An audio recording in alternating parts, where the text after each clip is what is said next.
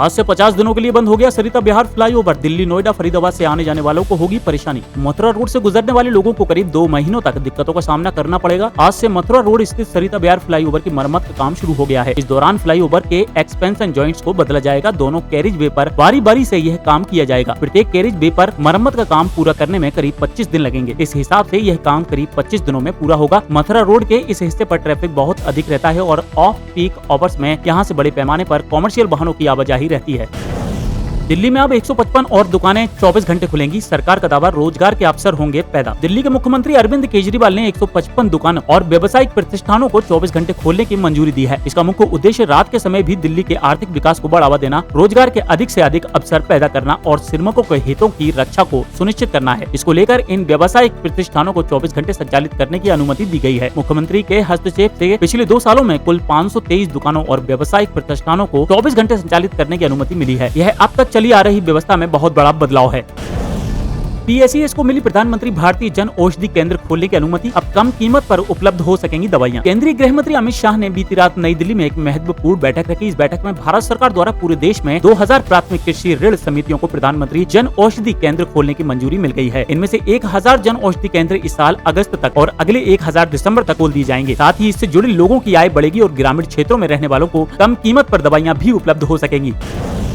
अमेरिकी राजदूत से मिले भारतीय छात्र वीजा आवेदक एरिक ने कहा, अमेरिका पढ़ने आने वाले छात्रों की संख्या में भारत पहले स्थान पर। नई दिल्ली में अमेरिकी मिशन द्वारा 7वां वार्षिक छात्र वीजा दिवस आयोजित हुआ। इस दौरान अमेरिकी राजदूत एरिक गार्सेटी ने भारतीय छात्र वीजा आवेदकों से मुलाकात की और उन्हें प्रोत्साहित किया। एरिक ने इस मौके पर कहा कि विश्व में किसी भी देश की तुलना में सबसे ज्यादा छात्र भारत से अमेरिका पढ़ने जाते हैं। साल 2022 में जितने भी अमेरिकी वीजा जारी हुए उनमें से हर 5 में से 1 वीजा भारत में जारी हुआ है और भारत से अमेरिका जाकर पढ़ने वाले छात्रों की संख्या सबसे अधिक है। कोल्हापुर में युवक के खिलाफ सड़क पर बैठा हिंदू संगठन, पुलिस ने प्रदर्शनकारियों पर जमकर किया लाठीचार्ज। महाराष्ट्र के कोल्हापुर में मामला पुलिस की लाठीचार्ज तक पहुंच गया है। कोल्हापुर में एक युवक के सोशल मीडिया पर आपत्तिजनक स्टेटस लगाए जाने पर हिंदू संगठन आक्रोश में आ गया, जिस कारण युवक के खिलाफ सख्त कार्रवाई की मांग करते हुए संगठन कोल्हापुर के छत्रपति शिवाजी चौक पर धरना प्रदर्शन करने लगे। प्रदर्शन की खबर पुलिस को लगते ही कोल्हापुर पुलिस ने सभी धरना प्रदर्शनकारियों पर लाठीचार्ज करते हुए उन्हें सड़क से हटाया। सीटें जीतने के लिए दिग्विजय ने दिया 5S फॉर्मूला। इंदौर की 2 सीटों पर कार्यकर्ताओं को जुट जाने को कहा। मध्य प्रदेश के पूर्व मुख्यमंत्री दिग्विजय सिंह इन दिनों खास मिशन पर हैं। वे इस साल के अंत में होने वाले विधानसभा चुनाव में ऐसी सीटों पर फोकस कर रहे हैं जो बीजेपी के गढ़ माने जाते हैं। इंदौर की नंबर 2 और 4 ऐसी ही 2 सीटें हैं। दिग्विजय ने इन दोनों सीटों पर कांग्रेस की जीत के लिए टिकट के दावेदारों और कार्यकर्ताओं को 5S फॉर्मूला दिया है। उन्होंने कहा कि वे संपर्क, संवाद, समन्वय, सामंजस्य और सकारात्मक सोच के साथ चुनाव की तैयारी करें। इंदौर की 4 नंबर विधानसभा सीट पर 1990 से ही बीजेपी का लगातार कब्जा रहा है।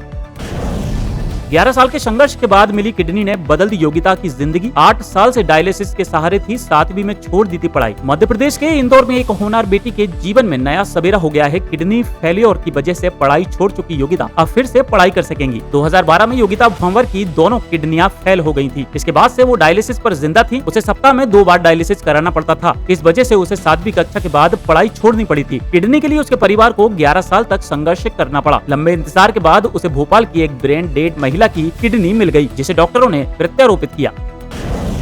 प्रशासन को जगाने पानी की टंकी पर चढ़ गया परिवार। जमीनी विवाद को लेकर लंबे समय से है परेशान। भोपाल में एक परिवार जमीनी विवाद को लेकर नजीराबाद से आकर पानी की टंकी पर चढ़ गया। इससे पहले भी यह परिवार मार्च में टंकी पर चढ़ गया था। 2 महीने बीतने के बाद उसकी समस्या हल नहीं हुई तो एक बार फिर यह परिवार टंकी पर चढ़ गया है। कमल नामदेव आज सुबह अपनी बूढ़ी माँ और 2 भाइयों के साथ टंकी पर चढ़ गए। लगातार प्रशासन की टीम उसे उतारने के लिए प्रयास कर रही है, साथ ही हर संभव मदद करने की बात भी कही जा रही है।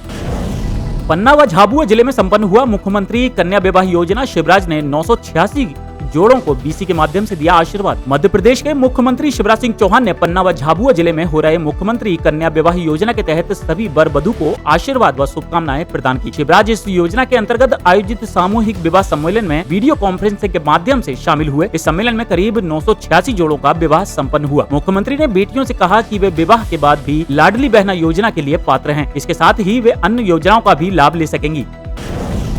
जेडीएस अध्यक्ष से मिले जम्मू कश्मीर के पूर्व मुख्यमंत्री और फारूक अब्दुल्ला। बैठक के दौरान आगामी चुनाव को लेकर गठबंधन की चल रही चर्चा। जम्मू कश्मीर के मुख्यमंत्री और नेशनल कॉन्फ्रेंस के प्रमुख फारूक अब्दुल्ला आज बेंगलुरु पहुंचे, जहां दोनों ने पूर्व प्रधानमंत्री और जेडीएस अध्यक्ष एच.डी. देवेगौड़ा के आवास पर मुलाकात की। इस बैठक में कर्नाटक के पूर्व सीएम और देवेगौड़ा के बेटे कुमारस्वामी भी मौजूद रहे। बीती बैठक में जेडीएस ने 2024 के चुनाव में भाजपा के गठबंधन के संकेत दिए थे। मीडिया से बातचीत के दौरान विपक्षी एकता के सवाल पर पूर्व प्रधानमंत्री ने कहा कि अभी पार्टी के अंदर लोकसभा चुनाव के मुद्दे पर कोई फैसला नहीं किया गया है। देश दुनिया की सभी खबरें देखने के लिए जुड़े रहिए आचरण न्यूज से। आचरण न्यूज, हर कदम आपके साथ।